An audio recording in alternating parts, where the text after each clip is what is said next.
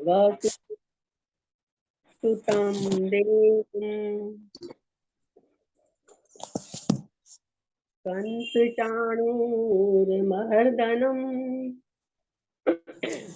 देवकी परमानन्दम् कृष्णं वंदे जगद्गुरु। जगद्गुरु श्री कृष्ण के चरणों में प्रणाम। आप सबको हृदय से नमन। बहुत ही सुंदर दिन है आज, दीपावली सेलिब्रेशंस की तैयारियां, और इतने बढ़िया दिन पे हम अपना गीता से शुरुआत कर रहे हैं। गीता की महिमा के 2-3 दोहे। गीता हृदय भगवान का सब ज्ञान का शुभ सार है। इस शुद्ध गीता ज्ञान से ही चल रहा संसार है। गीता परम विद्या सनातन सर्वशास्त्र प्रधान है। पर ब्रह्म रूपी मोक्षकारी नित्य गीता ज्ञान है। यह मोह माया कष्टमय करना जिसे संसार हो, वह बैठ गीता नाव में सुख से सहज में पार हो। तो हमें एक सहज रास्ता मिला है जिसपे हम आगे बढ़ते जा रहे हैं। कल हमने 23वें श्लोक, चौथे अध्याय का 23वां श्लोक शुरू कर लिया था। और मुक्त गत संगत से मुक्तस्य ज्ञानावस्थित चेतसः यज्ञायाचरतः कर्म समग्रम प्रविलीयते। कि किसके सारे कर्म, संपूर्ण कर्म किसके नष्ट हो जाते हैं, उसकी हमने गत संगस्य की व्याख्या देख ली थी। अब दूसरा शब्द आया था मुक्तस्य। कौन मुक्त है, मुक्त कौन कहलाएगा? जीते जी भी हम मुक्त कहला सकते हैं। कैसे? जो हमने कल बात की थी वही आगे बढ़ाते हैं। जो अपने स्वरूप से सर्वथा अलग है, उन क्रियाओं और शरीर आदि पदार्थों से अपना संबंध न होते हुए भी कामना, ममता और आसक्ति पूर्वक उनसे अपना संबंध मान लेने से मनुष्य बंध जाता है। जो चीज हमारी नहीं है उसको अपनी मानने से हम बंधते हैं, पराधीन हो जाते हैं। कर्मयोग का अनुष्ठान करते हैं जब हम, कर्मयोग का मतलब हम सब अच्छी तरह समझ गए हैं।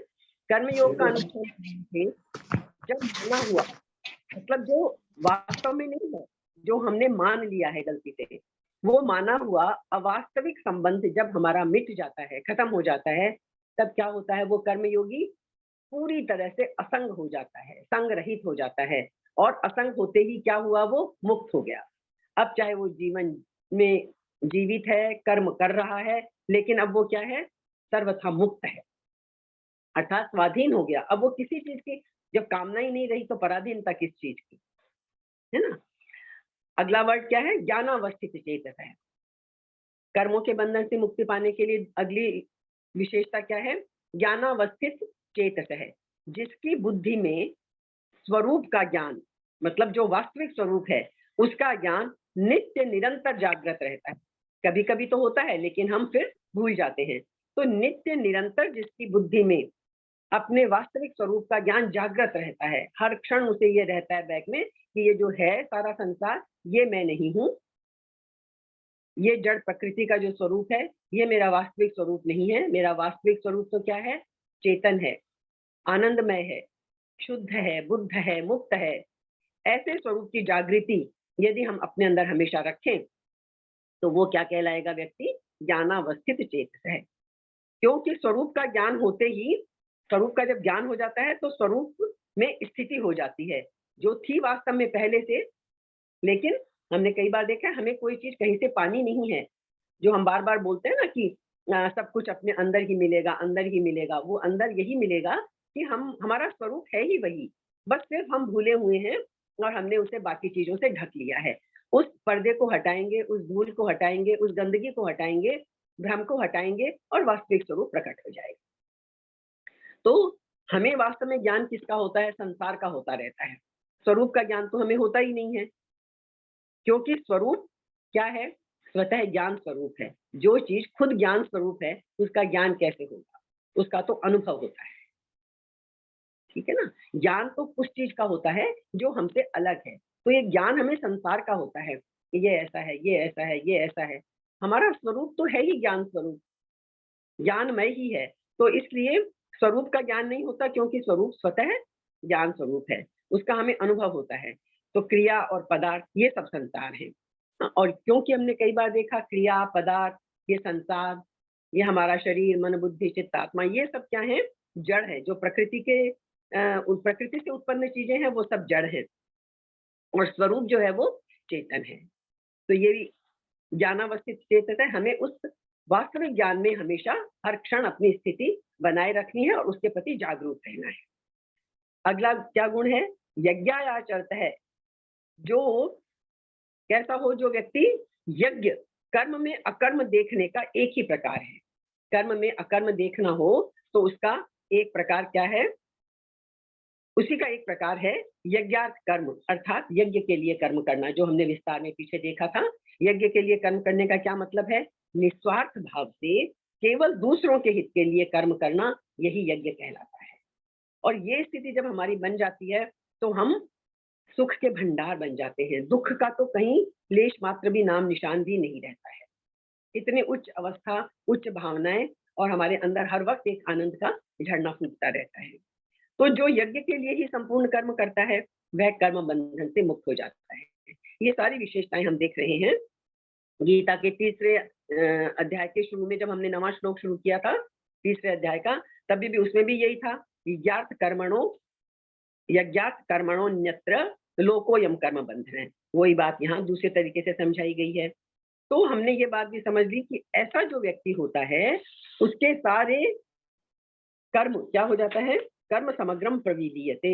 ऐसे व्यक्ति के संपूर्ण कर्म नष्ट हो जाते हैं। नष्ट हो जाने का मतलब वो फिर कर्म बंधन का कारण नहीं बनते। और बंधन से छूटने का उपाय वही है जो हम दूसरे अध्याय में देख चुके हैं, फलेच्छा का त्याग करके केवल दूसरों के हित के लिए कर्म करना, यही एकमात्र रास्ता है। क्योंकि ये सिद्ध हो गया, ये सिद्धांत भी है कि जो वस्तु, एक बात हम देखें कभी भी, जो वस्तु आदि में और अंत में नहीं होती वो मध्य में भी नहीं होती। ये सब हमारा भ्रम है संसार के प्रति, क्योंकि ये तो जो चीज पैदा होती है वो नष्ट होती है, ये हम समझ चुके हैं। अब इस श्लोक की खास बात हम एक देख लेते हैं कि कर्ता, करण और कर्म, तीन चीजें हुई ना। हमेशा ये तीन चीजें होती हैं सब जगह। जैसे पूजा भी करते हैं तो पूजा करने वाला व्यक्ति होता है, जिसकी पूजा की जाती है वो होता है, पूजन की सामग्री होती है, और जो आराध्य है हमारा। इस तरह तीन तीन चीजें, कर्ता, करण और कर्म, ये तीनों जब मिलते हैं तो फिर कर्मों का संचय होता है। गीता के 18वें अध्याय में ये 18वां ही श्लोक है 18वें अध्याय का, जिसमें ये बात समझाई जाएगी फिर पुनः। कर्ता, करण और कर्म, इन तीनों के मिलने से कर्मों का संचय होता है ना। यदि कर्तापन का भाव ना रहे, जो हमने समझ लिया है कि कर्तृत्व और भोक्तृत्व, इन दोनों को यदि हम नष्ट कर दें कि ना हम करता है ना हम भोगता है, तो फिर कोई कर्म नहीं बांध सकता हमें। तो यदि इन तीनों में से कर्तापन ना रहे तो कर्मों का संग्रह नहीं होता, क्योंकि करण और कर्म, ये जो बाकी दो चीजें हैं, ये कर्ता के ही अधीन है। करण भी और कर्म भी ये कर्ता के अधीन है। तो यदि हमने कर्तृत्व का भाव ही खो दिया, कर्तापन का भाव यदि हमने खो दिया, तो फिर ये दोनों अपने आप नष्ट हो जाते हैं। तो मुख्य कर्म संचय का मुख्य हेतु क्या हुआ? कर्तापन का भाव, मैं करता हूं। ये जो मैं करता हूं है, बस यही हमें बांधने का कारण बनता है। और यदि हम और गहराई में सोच कर देखें तो कुछ न कुछ पाने की इच्छा से ही करने की इच्छा उत्पन्न होती है। जब हमारी कुछ न कुछ पाने की इच्छा होती है तो ही कुछ करने की इच्छा होती है, और उसी से कर्तापन उत्पन्न होता है। कर्तापन से बंधन होता है। ये तो सारी श्रृंखला है। हम देख चुके, एक चीज से श्रृंखला शुरू होती है ऊपर उठने की, एक ही विचार से श्रृंखला शुरू होती है नीचे गिरने की। नीचे गिरने का मतलब उस जाल में जकड़ते जाने की, बंधनों में फंसते जाने की। तो जब मनुष्य पाने की इच्छा से अपने लिए कर्म करता है तो उसका कर्तापन दृढ़ होता चला जाता है। तो इसलिए हमें करना कहाँ है? कर्म योग में क्या होता है? ममता, हमने कल भी जिक्र किया था, मेरापन, इसका त्याग हो जाता है। और ज्ञान योग में अहंता, मैंपन का त्याग हो जाता है। रास्ते एक ही हैं, परिणाम सबका एक ही होगा, लेकिन तरीका भिन्न है। कर्म योग में क्या होगा? ममता, ममता, मेरेपन का भाव खत्म हो जाएगा। और ज्ञान योग में क्या होगा? अहंता, मैंपन का भाव खत्म हो जाएगा। ये त्याग मुख्य हो जाता है। तो ममता का त्याग होने से, लेकिन फर्क कुछ नहीं है दोनों में। यदि ममता का त्याग होगा तो अहमता का त्याग अपने आप हो जाएगा, और अहंता का त्याग होने से ममता का त्याग स्वतः हो जाएगा। कोई फर्क नहीं पड़ता अब ज्ञान योग के रास्ते चले हम या कर्म योग के रास्ते चले। तो इसलिए कर्म योग में क्या होगा? पहले ममता मिटती है, मेरेपन का भाव मिटता है कि मेरा कुछ नहीं है। और जब ममता मिटती है तो अहंता स्वतः ही मिट जाती है। मेरेपन का भाव मिटा तो मैं भी मिट गया। और ये बात खाली गीता में ही नहीं, हमारे जो मांडुक्य उपनिषद है, मांडुक्य कारिका, उसमें भी कही गई है। आदावंते च यन्नास्ति वर्तमाने भी तत्तथा। अहंता के साथ भी ममता रहती है, जैसे मेरा अहंकार। इसलिए कर्म योग में ममता का सर्वथा त्याग होने पर अहंता के साथ भी ममता नहीं रहती। फिर अहंता जो रहती है, अपनेपन का जो भाव होता है, वो केवल संसार की सेवा के लिए रह जाती है, वो अहम मैं का भाव जो है। तो इसलिए हमने देख लिया ज्ञान योग में क्या होता है, पहले अहंता मिटती है और फिर ममता स्वतः मिट जाती है। परिणाम दोनों का एक ही होगा, बस चीजें सीक्वेंस अलग हो जाएगी। तो अहंता और ममता के मिटने पर कर्तापन और भोक्तापन भी अपने आप मिट जाता है। जब मैं का भाव खत्म हो जाएगा तो कर्तापन भी मिट जाएगा और भोक्तापन भी मिट जाएगा। क्योंकि कर्मयोगी अपने लिए कोई कर्म करता ही नहीं है, वो लोक संग्रह के लिए करता है, अपने लिए कुछ चाहता ही नहीं है। जब चाहेगा नहीं तो वो कर्मों के फल का भोक्ता भी नहीं बनता। तो जैसे एक व्यक्ति को यहाँ कई दंड भोगने हैं, समझ लीजिए किसी को बहुत सारे केसेस चल रहे हैं किसी के ऊपर, हाँ बहुत केसेस चल रहे हैं, जेल में है वो, लेकिन यदि उस व्यक्ति की मृत्यु हो जाती है तो किस पे केस चलेगा? कौन दंड भुगतेगा? सारे दंड खत्म है ना, बहुत सारे दंडों भुगतने हैं उसे, लेकिन मृत्यु हुई और सारे दंडों से उसे मुक्ति मिल गई। तो ऐसे ही जब भोगने वाला व्यक्ति ही नहीं रहा तो दंड भोगेगा कौन? ऐसे ही जब कर्मयोगी का भोक्तापन मिट जाएगा तो उसके सभी कर्म समाप्त हो जाते हैं, क्योंकि जब भोक्ता ही नहीं रहा तो कर्मों का फल भोगेगा कौन? ये है इसकी गहरी बात अंदर में, कर्तापन और भोक्तापन मिटाने की, कि फिर आपको कोई चीज बांधती नहीं है, फिर आप मुक्त भाव से विचरण करते हैं, मुक्त भाव से अपना जीवन जीते हैं। तो अब हम आगे बढ़ते हैं कि इस श्लोक के, जैसे 9वें श्लोक में हमने शुरू देखा था इसी अध्याय में कि ईश्वर ने क्या कहा था कि मेरे जन्म और कर्म दिव्य है।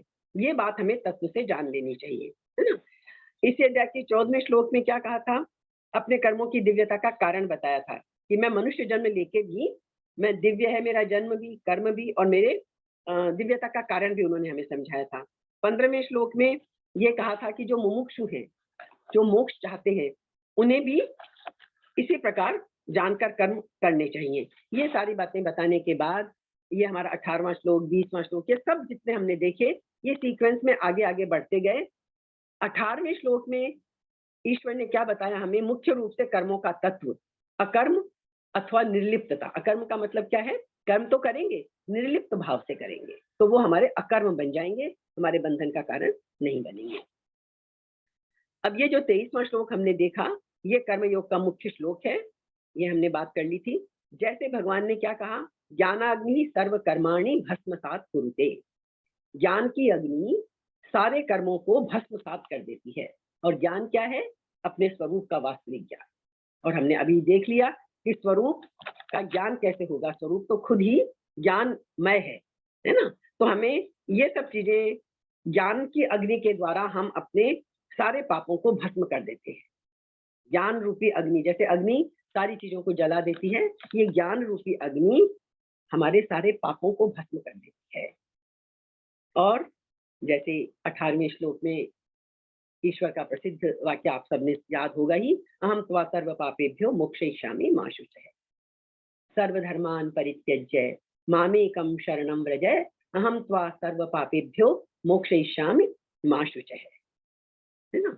तो यदि ऐसा हो जाए, संपूर्ण पाप हमारे नष्ट हो जाएं, तो ईश्वर हमें गारंटी देता है कि चिंता मत करो, अहम त्वा सर्व पापेभ्यो मोक्षयिष्यामि, मैं तुम्हें सब पापों से मुक्त कर दूंगा।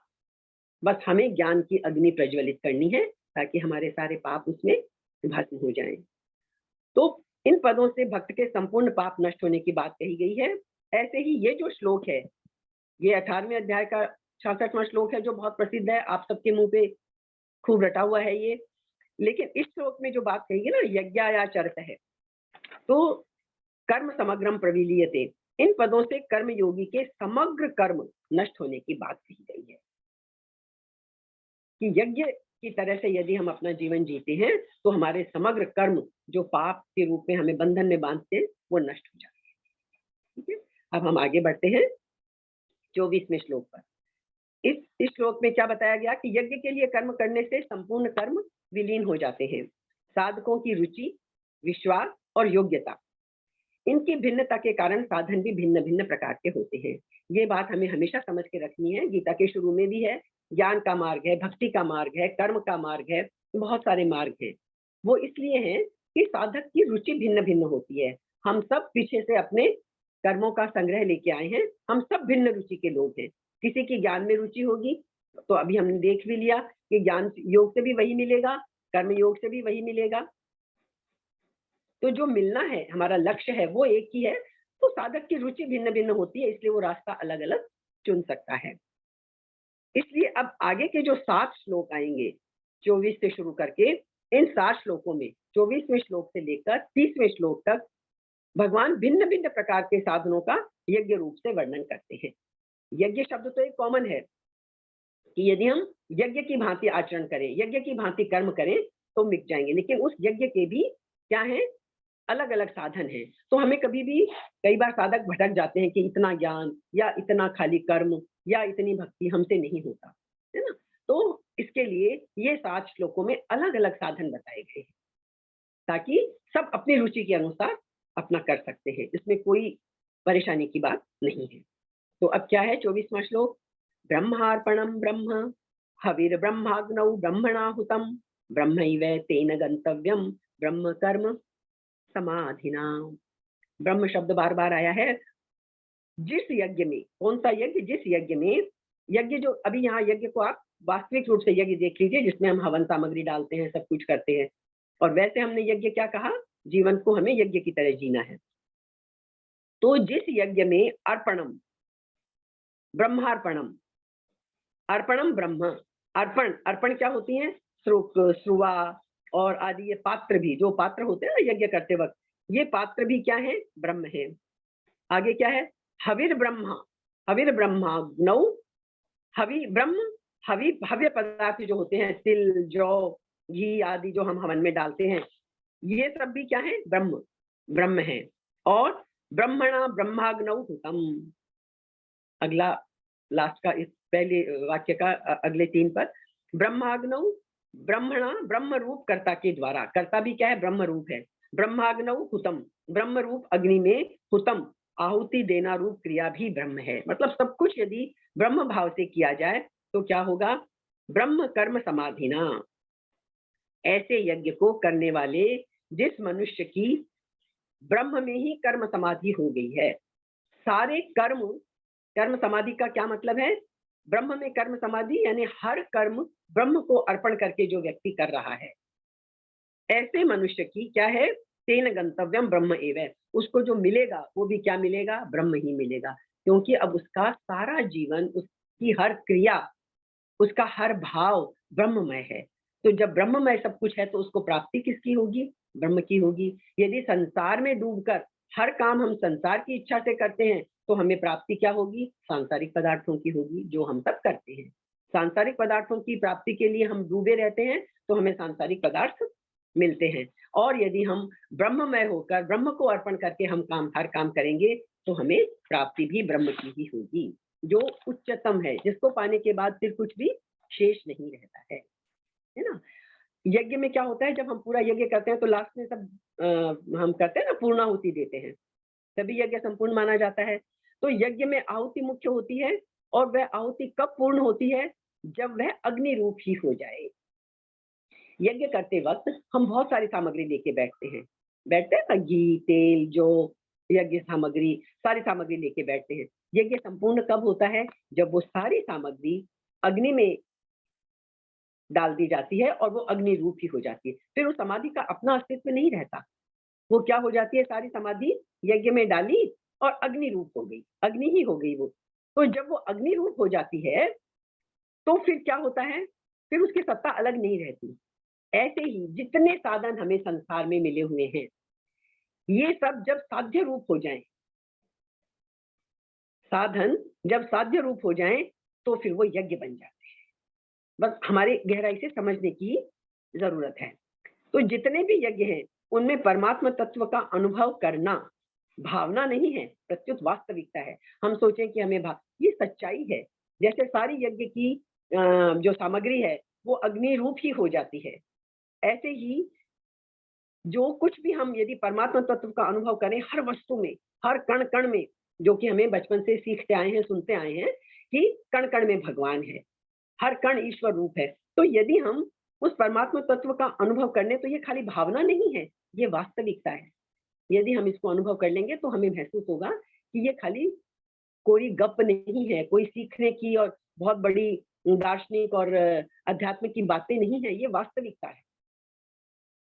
जैसे हमने कितनी बार देखा ना वो नामदेव का उदाहरण, वो इतने वो थे कि रोटी बनाई और भगवान के लिए, और कुत्ता आके ले गया रूखी रोटी, तो पीछे पीछे भागे घी का कटोरा लेके कि अरे प्रभु कम से कम घी तो लगा लो, रूखी रोटी तो मत खाओ, क्योंकि उन्हें उसमें श्वान में भी ईश्वर नजर आ रहा है। हर चीज उनके लिए ईश्वर स्वरूप है ना। तो भावना तो पदार्थों की होती है, लेकिन जब हम वास्तविकता जो है वो हम परमात्मा तत्व का अनुभव यदि कर लें, तो वो फिर वास्तविकता बन जाती है। ये हमने देख ली ये बात भी। तो इस 24वें श्लोक से 30वें श्लोक तक जिन जिन यज्ञों का वर्णन किया गया है, वे सब कर्म योग के अंतर्गत आती है। जो अलग अलग तरह की चीजें बताई जाएंगी, वो सब क्या है, कर्म योग के अंतर्गत है, क्योंकि अभी कर्म योग का विशेष रूप से वर्णन हो रहा है। कारण कि भगवान ने इस प्रकरण के उपक्रम में भी सत्य कर्म प्रवक्ष्यामि यज् ज्ञात्वा मोक्षते शुभा, ऐसा कहा ना उन्होंने 16वें श्लोक में कि अब मैं तुम्हें वो सब कर्म बताऊंगा जिनको जानकर तुम अशुभ से, पाप से मुक्त हो जाओगे। इसलिए वो अब कर्म योग के यज्ञ बता रहे हैं हमें। और उपसंहार में भी यही कहा था। 32वें श्लोक अब जब खत्म होगा ना ये प्रकरण हमारा 32वें श्लोक में, तो फिर क्या कहेंगे कृष्ण, कर्म जान विद्धि तान सर्वान एवं ज्ञात्वा विमोक्षते, ऐसा कहा। और बीच में भी यही बात कही जो अभी हमने पढ़ी, यज्ञायाचरत है कर्म समग्रम प्रविलीयते। तो इन सब में मुख्य बात क्या हुई, ये श्लोक से लेके 32वें श्लोक तक मुख्य बात यह है कि यज्ञकर्ता के सभी कर्म अकर्म हो जाएं। जो यज्ञ करता हो गया है उसके सभी कर्म अकर्म हो जाएं। यज्ञ केवल यज्ञ परंपरा की रक्षा के लिए किए जाएं, तो सबके सब कर्म अकर्म हो जाते हैं। यदि उसमें स्वार्थ भावना ना रहे, यज्ञ सारे यज्ञ परंपरा की रक्षा के लिए किए जाएं, तो सबके सब कर्म अकर्म हो जाते हैं। अतः इन सब यज्ञों में मुख्य चीज क्या वर्णन की गई है, कर्म में अकर्म। हमारे सारे कर्म कैसे अकर्म हो, इन सब में इसी बात का वर्णन किया गया है, हमें अलग अलग तरीके से समझाने के लिए। इसमें खास बात क्या है कि प्रकृति का कार्य संसार का स्वरूप, क्रिया और पदार्थ, ये संसार का रूप है। और ये संसार सारा क्या है, हमने पहले भी देख लिया, अभाव रूप है। इसकी सत्ता हमेशा नहीं रहती, क्षण क्षण में परिवर्तन होता है, क्योंकि जिस चीज का आदि है उसका अंत भी है, और जो जिसका आदि और अंत है वो मध्य में भी वर्तमान नहीं है, वो हमें खाली आभास होता है। हर क्षण जो चीज नष्ट हो रही है वो स्थायी हो ही नहीं सकती, है ना। तो संसार की 3 अवस्थाएं हमें दिखती हैं, उत्पत्ति दिखती है, स्थिति दिखती है और फिर प्रलय दिखती है। यही होता है ना, हम सब यही बोलते हैं ना कि लास्ट में प्रलय हो जाती है। वस्तु उत्पन्न होती है, फिर रहती है और अंत में नष्ट हो जाती है। या हम ऐसे कह लें, मनुष्य जन्म लेता है, फिर रहता है, जीवन जीता है और अंत में मर जाता है। यही होता है हम सबके साथ। इससे आगे यदि हम विचार करने लगे इस पे, तो क्या है, केवल उत्पत्ति और प्रलय इसी का क्रम है। जो हम स्थिति जिसे हम मानते हैं, अभी हम मानते हैं कि हम स्थिति में हैं, जी रहे हैं, पर इसका दूसरी वास्तविक पहलू देखें, हम हर क्षण मर रहे हैं, हर क्षण हम मर रहे हैं। यही बात है ना, हर क्षण हम, स्थिति तो है ही नहीं ना, प्रतिक्षण परिवर्तन हो रहा है? तो यदि मनुष्य की पूरी आयु 50 वर्ष की है, तो समझ लें 20 वर्ष बीतने पर उसकी आयु 30 वर्ष ही रह जाती है। इससे आगे विचार करें तो केवल प्रलय ही प्रलय, नाश ही नाश है, उत्पत्ति है ही नहीं। जैसे आयु के जितने वर्ष बीत गए, उतने वर्ष मनुष्य मर गया। जितने वर्ष बीत गए उतने वर्ष मनुष्य मर ही गया। इस प्रकार मनुष्य प्रतिक्षण ही मर रहा है, उसका जीवन प्रतिक्षण ही मृत्यु में जा रहा है। तो क्या है, हमें दृश्य मात्र प्रतिक्षण अदृश्य में जा रहा है। प्रलय अभाव का ही नाम है, इसलिए अभाव ही शेष रहा। प्रलय क्या है, अभाव का नाम है। तो अंत में जब सृष्टि खत्म होगी तो क्या रहेगा, सिर्फ अभाव रह जाएगा। अभाव की सत्ता भाव रूप ब्रह्म पर ही टिकी हुई है, अतः भाव रूप से एक ब्रह्म ही शेष रहा। सर्वम खल विदम ब्रह्म। छांदोग्य उपनिषद में क्या कहा गया है, ये सारा कुछ जो हम देख रहे हैं ये सब क्या है, ब्रह्म ही है। सर्वम खल विदम ब्रह्म, ये सारा कुछ ब्रह्म ही है। और क्या 7वें अध्याय में 19वें श्लोक में क्या कहा जाएगा, वासुदेव है सर्वम। ये सब कुछ जो है वसुदेव ईश्वर, यहाँ कृष्ण को ईश्वर रूप में बुलाया, वासुदेव स्वरूप है, सब कुछ ईश्वर की ही सत्ता है। ये भी हो गया। 25वां श्लोक है हमारा, दैवमेवा परे यज्ञम योगिनः पर्युपासते ब्रह्माग्ना वपरे यज्ञम यज्ञेनैवोपजुह्वति। इसका क्या मतलब है, अब अलग अलग तरीके बताए हैं। अपरे योगिनः, अन्य योगी लोग क्या करते हैं, दैवम दैव भगवद अर्पण रूप यज्ञम एवं पर्युपासते, यज्ञ का ही अनुष्ठान करते हैं। और अपरे दूसरे योगी लोग, तरीके हैं अलग अलग। ब्रह्माग्नौ यज्ञेन, ब्रह्म रूप अग्नि में यज्ञेन विचार रूप यज्ञ के द्वारा यज्ञम उपजुह्वति, जीवात्मा रूप यज्ञ का हवन करते हैं। ये सब तरीके हैं। कोई ज्ञान के मार्ग से करेगा इस तरह से करेगा, कर्म के मार्ग से करेगा तो किस तरह करेगा, ये सब अलग अलग तरह की चीजें हमें इसमें बताई हैं। विस्तार हम बाद में देख लेंगे। एक बार 26वां श्लोक भी पढ़ लेते हैं। श्रोत्रादीनीन्द्रियाण्यन्ये संयमाग्निषु जुह्वति शब्दादीन विषयानन्य इंद्रियाग्निषु जुह्वति। इसमें क्या कहा है, दूसरे योगी लोग, सब अलग अलग तरीके बताए हैं। तो दूसरे लोग श्रोत्रादि, ये जो इंद्रियां हैं हमारी, श्रोत्र आदि, ये समस्त इंद्रियों का क्या करते हैं, वो संयम अग्निषु, संयम रूपी अग्नियों में, जो कि हमारा मुख्य रास्ता है। हमें सबसे पहले हमने देखा था कि यदि हमें इस रास्ते पे आगे बढ़ना है तो सबसे पहले हमें अपनी इंद्रियों को वश में करना होगा। तो कुछ योगी क्या करते हैं, समस्त इंद्रियों का संयम रूप अग्नियों में हवन किया करते हैं। संयम रूपी अग्नि में अपनी इंद्रियों से जो जो इच्छाएं पैदा होती हैं उनका हवन कर देते हैं, मतलब उनको नष्ट कर देते हैं। अन्य और दूसरे जो हैं योगी, वो क्या तरीका अपनाते हैं, शब्दादीन विषयान, जो शब्द आदि विषय हैं, इंद्रियों के विषय होते हैं, ये हम समझ चुके हैं कि जैसे हर इंद्रिय का एक विषय होता है। तो जो शब्द आदि विषय हैं इंद्रियों के, इन विषयों का इंद्रियाग्निषु, इंद्रिय रूप अग्नियों में हवन कर दिया करते हैं। तो पहले क्या किया, इंद्रियों के जो विषय हैं उनका इंद्रियों में हवन किया, और फिर इंद्रियों का हवन, जो श्रोत्रादि इंद्रियां हैं उनका हवन क्या किया, संयम रूपी अग्नि में। तो बात कहाँ आई, हमें हमारे लिए क्या चीज निकल के आई, संयम हमें आवश्यक है, हमें संयम का पालन करना ही होगा। फिर 27वां श्लोक एक बार पढ़ लेते हैं।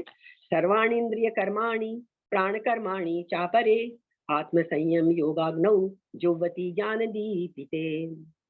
दूसरे अन्य योगी लोग क्या करते हैं, सर्वाणि इंद्रिय कर्माणि, संपूर्ण इंद्रियों की क्रियाओं को, और प्राण कर्माणि, प्राणों की क्रियाओं को, ज्ञान दीपिते, ज्ञान से प्रकाशित, आत्म संयम योगाग्नौ, आत्म संयम योग, आत्म संयम योग को दूसरे शब्दों में क्या कहेंगे, समाधि योग। इस आत्म संयम योग रूप अग्नि में हवन किया करते हैं।